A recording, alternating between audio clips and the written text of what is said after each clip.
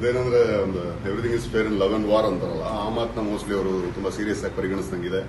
But ಪ್ರೀತಿ ಇದ್ದ ಕಡೆ ಕ್ಷಮೆನೂ ಇರಬೇಕು, ಪ್ರೀತಿ ಇರೋ ಕಡೆ ಗೌರವನೂ ಇರಬೇಕು. ಎಲ್ಲೋ ಒಂದ್ ಕಡೆ ನನಗೆ ಒಂದು ಸ್ಟೇಟ್ಮೆಂಟ್ ಅಲ್ಲಿ ಯಾರು ಭಾಷಾ ಜ್ಞಾನಿಗಳು, ಭಾಷಾ ತಜ್ಞರು ಮಾತಾಡಬೇಕು ಇದ್ರ ಬಗ್ಗೆ ಅಂದಾಗ ಆ ಸ್ಟೇಟ್ಮೆಂಟ್ ನ ಮೆನ್ಷನ್ ಮಾಡಲಿಲ್ಲ ಅಂದ್ರೂ ಆಗಿರೋದು ಮೆನ್ಷನ್ ಮಾಡಿಬಿಟ್ಟಿದಾರಲ್ಲ ಅಪ್ಪಿದಪ್ಪಿ. ಅದು ಓಕೆ, ಇದರಿಂದ ನನಗೆ ಹರ್ಟ್ ಆಗಿದ್ರೆ ಕ್ಷಮೆ ಕೇಳಿದ್ರೆ ಬಹುಶಃ ದೊಡ್ಡವರಾಗೋರು ಇನ್ನೂ. ಯಾಕಂದ್ರೆ ನಾವೆಲ್ಲರೂ ಅವ್ರನ್ನ ಇಷ್ಟಪಡ್ತೀವಿ, ನಾವೆಲ್ಲರೂ ಅವ್ರ ಅಭಿಮಾನಿಗಳಿದ್ದೀವಿ.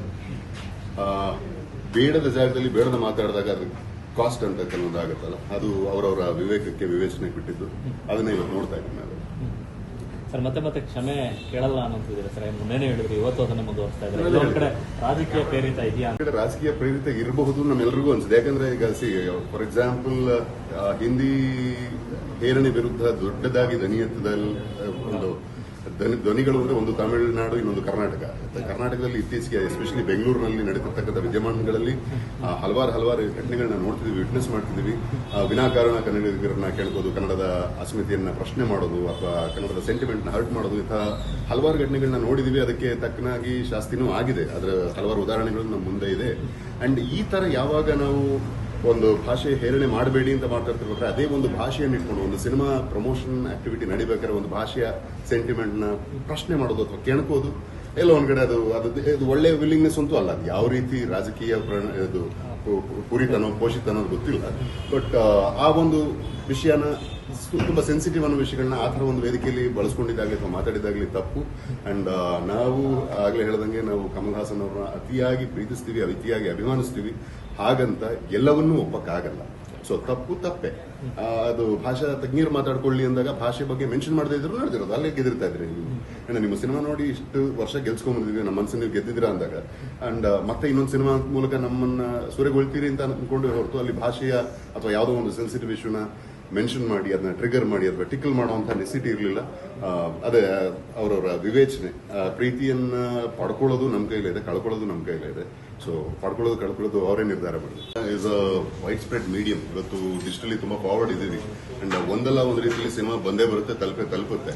ಸೊ ಥಿಯೇಟ್ರಿಕಲ್ ರಿಲೀಸ್ ಬೇಕು ಅನ್ನೋದಕ್ಕೆ ಚೇಂಬರ್ ಅಲ್ಲಿ ನಿಂತ್ಕೊಂಡು ಮಾತಾಡ್ತಿದ್ವಿ. ದೇ ವಿಲ್ ಟೇಕ್ ಅ ಕಾಲ್ ಅನ್ನೋದು ನನ್ನ ಗಟ್ಟಿ ನಂಬಿಕೆ. ಆದ್ರೆ ಏನಂದ್ರೆ ಯಾವುದೇ ರಾಜ್ಯಕ್ಕೆ ಹೋದ್ರೂ ಆಯಾ ಭಾಷೆ, ಈಗ ನಾವು ಬೇರೆ ಭಾಷೆಯಲ್ಲಿ ಆಕ್ಟ್ ಮಾಡ್ಬೇಕಾದ್ರೆ ಅಲ್ಲಿ ಭಾಷೆಯನ್ನು ಗೌರವಿಸೇ ಇರಬೇಕು.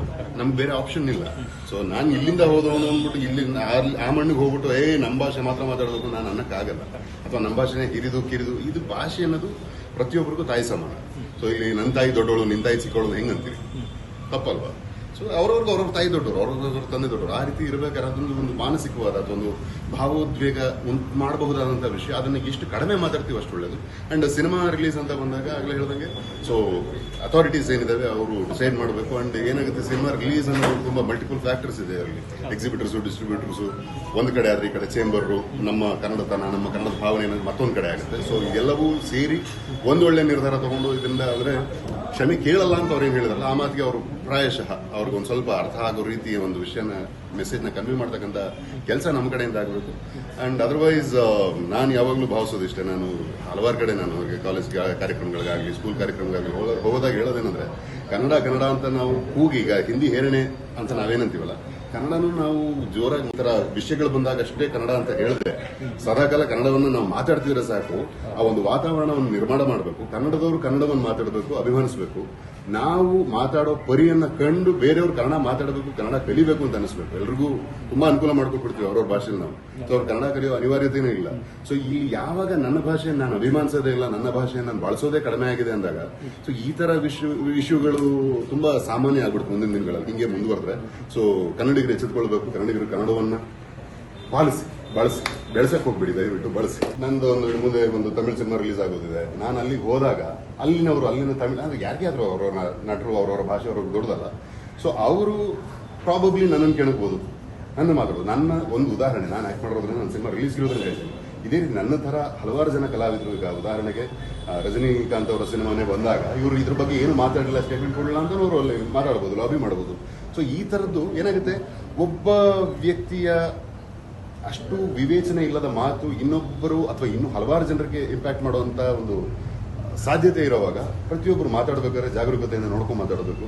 ಅಂಡ್ ಬೆಳೆದ ಮೇಲೆ ನಾ ಏನ್ ಮಾಡಿದ್ರು ನಡೆಯುತ್ತೆ ಅಲ್ಲ, ಬೆಳೆದ ಮೇಲೆ ಆಕ್ಚುಲಿ ಜಾಸ್ತಿ ಬಗ್ಗಿ ಒಂದು ನ್ಯಾಯ ವಿನಯದಿಂದ ನಡಿಬೇಕಾಗುತ್ತೆ. ಯಾಕಂದ್ರೆ ತುಂಬಾ ಜನ ನಮ್ಮನ್ನು ನೋಡ್ತಾ ಇರ್ತಾರೆ, ತುಂಬಾ ಜನ ನಮ್ಮನ್ನು ಅನುಸರಿಸ್ತಾ ಇರ್ತಾರೆ. ನಮ್ಮ ಒಂದು ಮಾತು ಒಡಕು ಮಾಡ್ಬೋದು, ಕೆಡಕು ಮಾಡ್ಬೋದು, ಒಳಿತು ಮಾಡ್ಬೋದು. ಸೊ ಯಾವ್ದು ಮಾಡಬೇಕು ಅನ್ನೋದು ಯೋಚನೆ ವಿವೇಚನೆ ನಮಗೆ